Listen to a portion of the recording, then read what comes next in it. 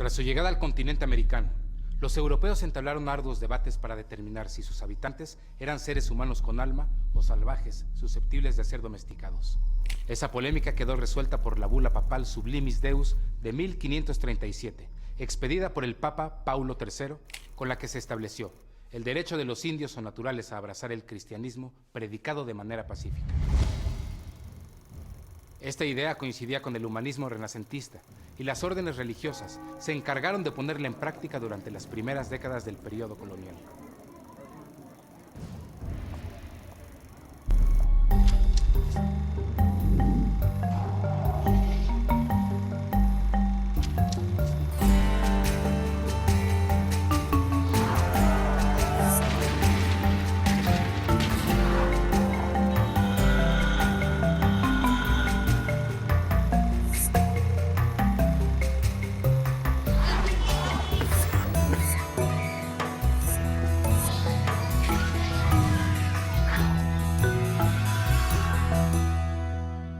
Esta es la historia de la educación novohispana, de las instituciones que se fundaron durante la época virreinal y de los medios que se emplearon para la transmisión de conocimientos, tanto en el ámbito familiar como dentro de las aulas. Una historia que nos habla de procesos pedagógicos, pero también de modelos y prácticas cotidianas. El humanismo renacentista es el primero que empieza a generar una idea de que la educación no es para una minoría, sino que es para toda la población. No solamente es para los que van a ser clérigos, que era la idea en la época medieval, sino que es para hombres, para niños, para clérigos, laicos y hasta para las mujeres, lo cual es una verdadera novedad en la época del Renacimiento. Ejemplos del humanismo los tenemos en la Nueva España con la influencia de Erasmo en Fray Juan de Zumárraga, el primer obispo, o la influencia de Tomás Moro en Don Vasco de Quiroga y los hospitales Pueblo.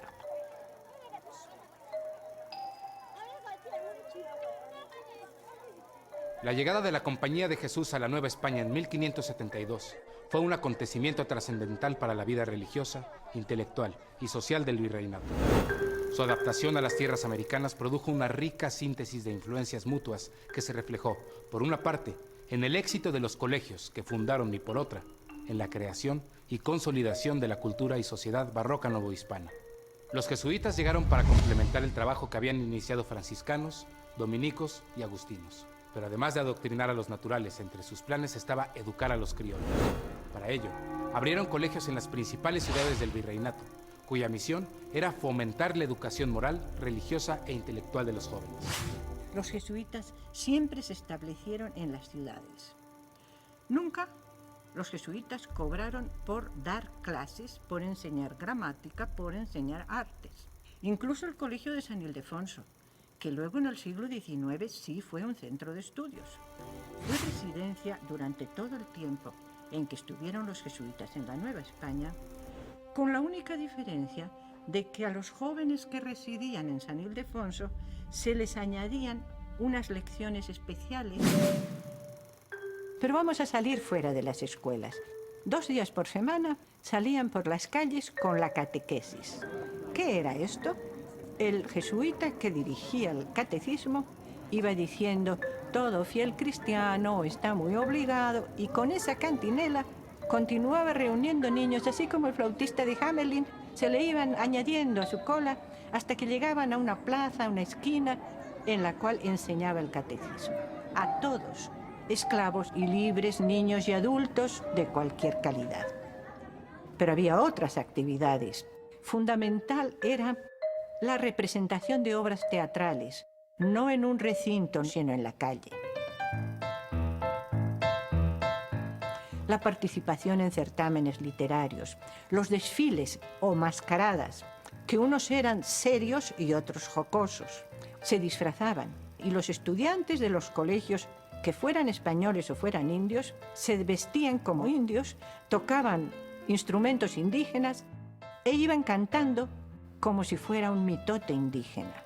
Es decir, tan pronto como los jesuitas se integran a la sociedad novohispana, no tienen la menor vacilación en acoger las tradiciones indígenas relativas a los grandes señores aztecas. Los jesuitas fueron acogidos favorablemente en parte por su buena fama como educadores. Gozaron de la protección de las autoridades religiosas y civiles y de las familias más acomodadas de la sociedad criolla. Pero también buscaron acercarse a los sectores menos favorecidos de la sociedad, lo cual contribuyó a consolidar su presencia en la Nueva España. La labor de los jesuitas fue muy apreciada durante las epidemias de viruela y otras enfermedades que asolaron a la población indígena a fines del siglo XVI. Gracias a la diversidad de actividades que llevaron a cabo los jesuitas, su repercusión fue enorme en todos los niveles de la sociedad. En 1588, la compañía fundó el Colegio de San Ildefonso, residencia de la orden mientras estuvieron en la Nueva España, y que con el tiempo se convertiría en una de las instituciones educativas más importantes de la Ciudad de México. También establecieron misiones en las regiones apartadas del noroeste para la conversión de las tribus bárbaras de aquellas tierras. Algo fundamental en la labor de los jesuitas en la Nueva España, las misiones en el noroeste.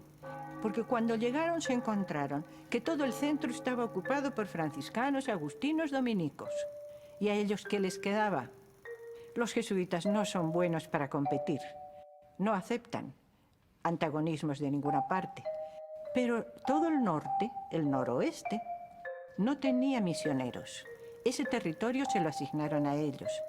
Porque el gobernador del río Iloza dijo, no quiero que me manden más soldados, no quiero que vengan más encomenderos, no hacen más que crear problemas. Por favor, mándenme jesuitas para que me pongan en orden a la población y para que sea más fácil gobernarlos. Como ustedes ven, la educación tenía que hacer que los indios rebeldes fueran sumisos, que los trabajadores que no trabajaban se pusieran a trabajar, que los esclavos que querían escaparse se aguantasen con el patrón.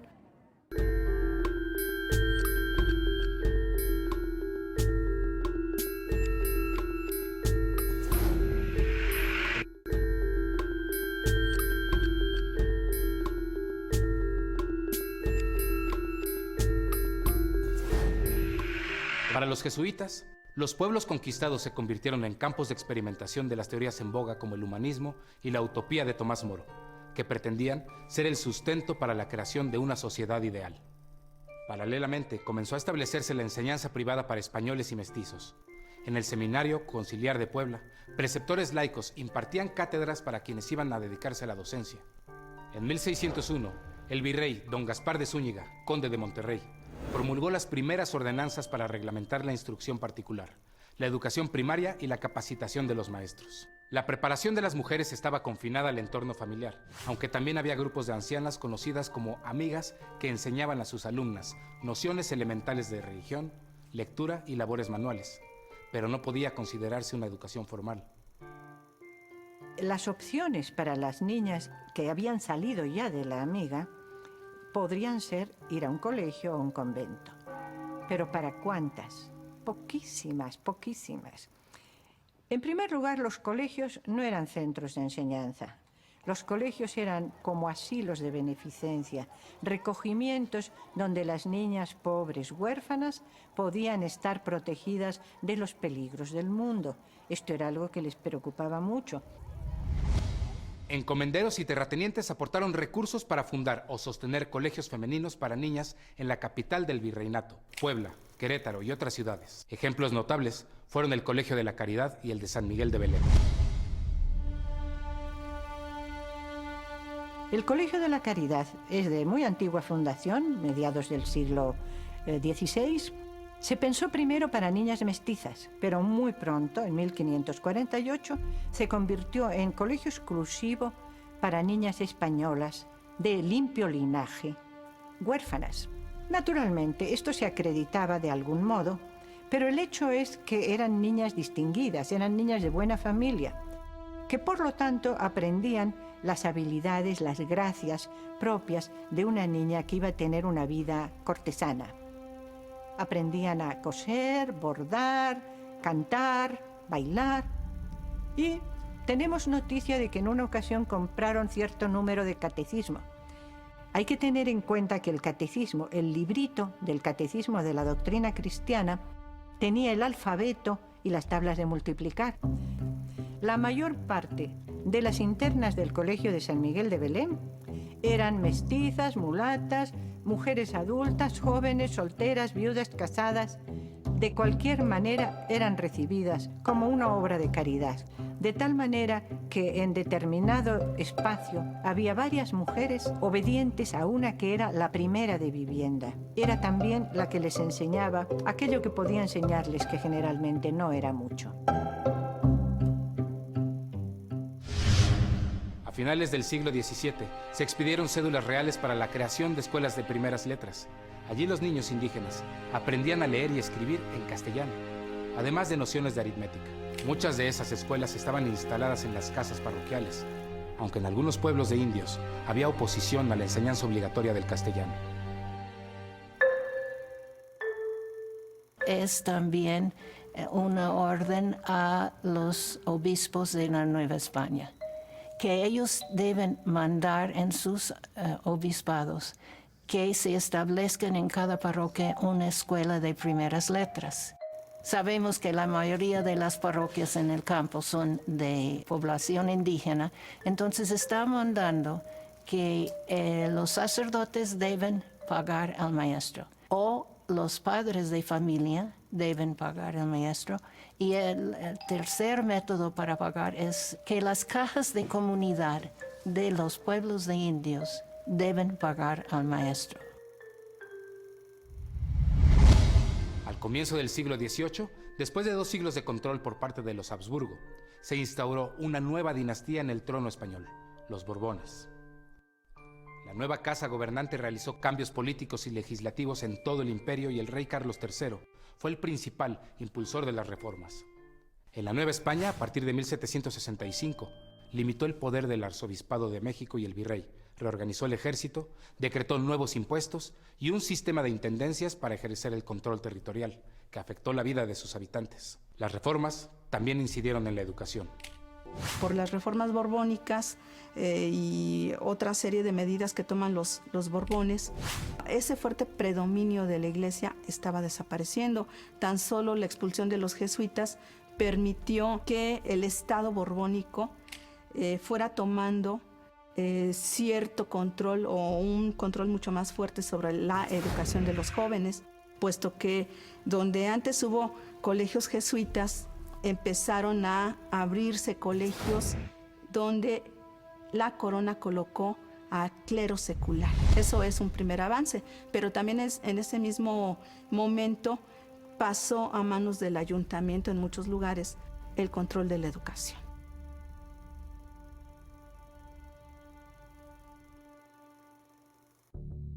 Con los Borbones, la Nueva España empezó a ser administrada como una colonia, cuyas riquezas serían para el beneficio económico de la metrópoli. El 25 de junio de 1767, Carlos III ordenó la expulsión de los jesuitas y este acontecimiento afectó notablemente el proceso educativo de la Nueva España. Los miembros de la Compañía de Jesús, muchos de ellos criollos que se dedicaban a la enseñanza de la gramática latina, la ciencia y las humanidades, tuvieron que salir exiliados. Las instituciones de la orden fueron clausuradas y se expropiaron sus propiedades y fondos. Al mismo tiempo, la corona apoyó la creación de seminarios para la formación de futuros sacerdotes.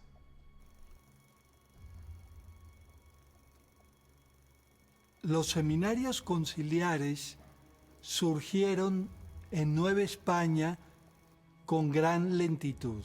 El primer seminario fue el fundado por Juan de Palafox en su obispado de Puebla a mediados del siglo XVII.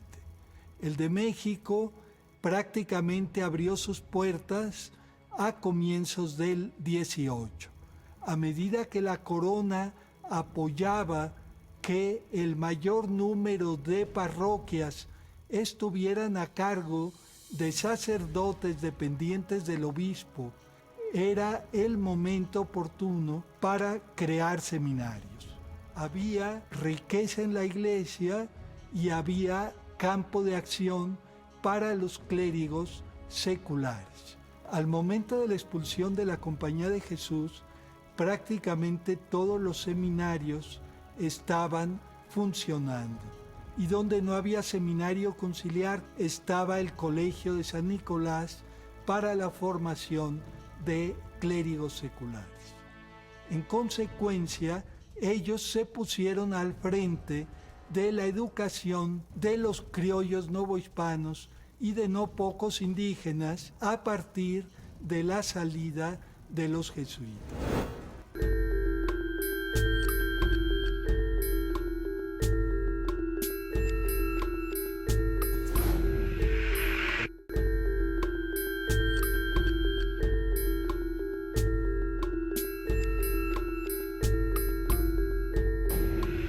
El Colegio de San Nicolás de Hidalgo, en Michoacán, fundado originalmente en Pátzcuaro en 1540 por Vasco de Quiroga, fue una de las instituciones de más prestigio durante la época virreinal. En los primeros años del siglo XIX, su plan de estudios incluía teología, filosofía, derecho canónigo y derecho civil. Por las aulas de este colegio pasaron algunos hombres que se convertirían en caudillos de la independencia, como Miguel Hidalgo, Ignacio Rayón y José María Morelos. Cuando estalló la independencia, el colegio fue clausurado por las autoridades virreinales.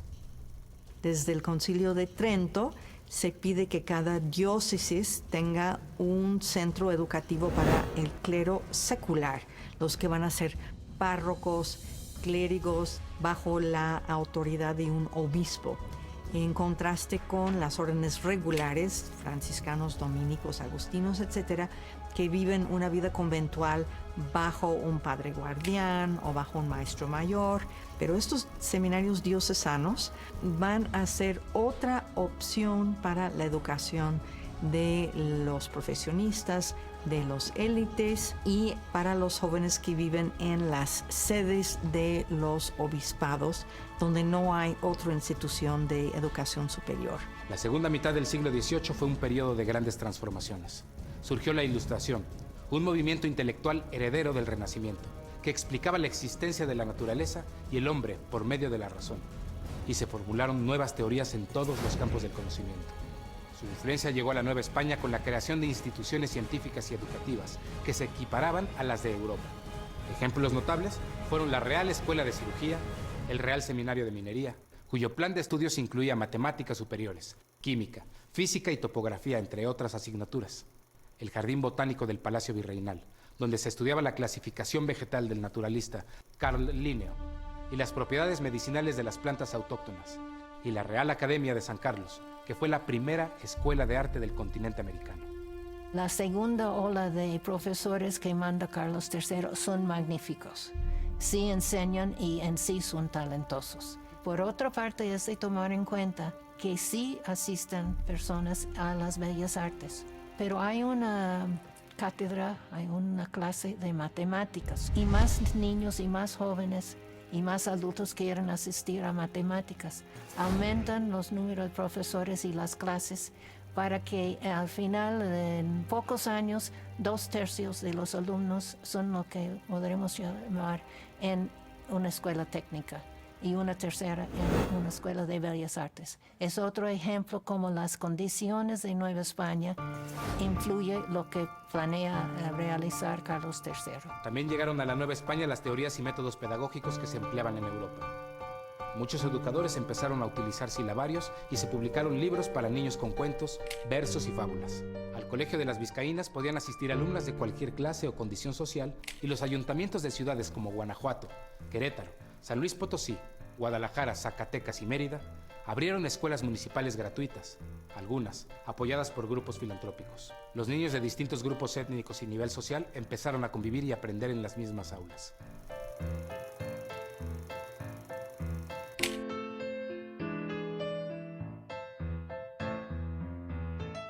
En el último tercio del siglo XVIII hubo un auge cultural sin precedente en la Nueva España. Los miembros de la élite intelectual empezaron a publicar en manuscritos y gacetas sus ideas sobre botánica, astronomía, cartografía e historia, entre muchos otros en boga. El sacerdote, físico, astrónomo y naturalista José Antonio Alzate impulsó la enseñanza y la investigación científica a través de sus gacetas ilustradas, en las que difundía los descubrimientos de la época como las observaciones de Benjamin Franklin, el sistema químico de Antoine de Lavoisier y los estudios que él mismo había realizado sobre la grana cochinilla. Las gacetas y periódicos científicos de aquella época fueron de gran importancia como precursores de un espacio público, crítico y laico para la discusión de las ideas. Aunque en aquel momento los debates se mantenían al margen de la política, los intelectuales criollos fueron consolidando en este espacio su autoridad intelectual y posteriormente también política. También hacia finales del siglo XVIII continuaron los debates acerca de la inferioridad de los americanos, ahora sobre una supuesta base científica en lugar de teológica. Intelectuales como el francés Georges-Louis Leclerc, conde de Buffon, formularon la teoría de que la naturaleza de América era inferior a la euroasiática por ser físicamente joven, húmeda, pantanosa, un lugar en el que proliferan insectos monstruosos y escasean los cuadrúpedos, con un clima hostil a la grandeza que provoca que todo lo europeo, animal, planta, hombre, se adapte mal y se degrade. Esta vez fueron los intelectuales criollos quienes reaccionaron ante esas teorías y contraargumentaron también sobre una base científica, que el clima americano era benéfico para el alma y la mente. Con las discusiones sobre la naturaleza americana se afirmó el patriotismo criollo, que empezó a considerar poco a poco la independencia de la monarquía. El pensamiento de los criollos eruditos de finales del siglo XVIII se afirmó como observador autorizado de su entorno natural, cultural y político. Fue una época crucial que empezó a contemplar la agonía del virreinato y el nacimiento del México independiente.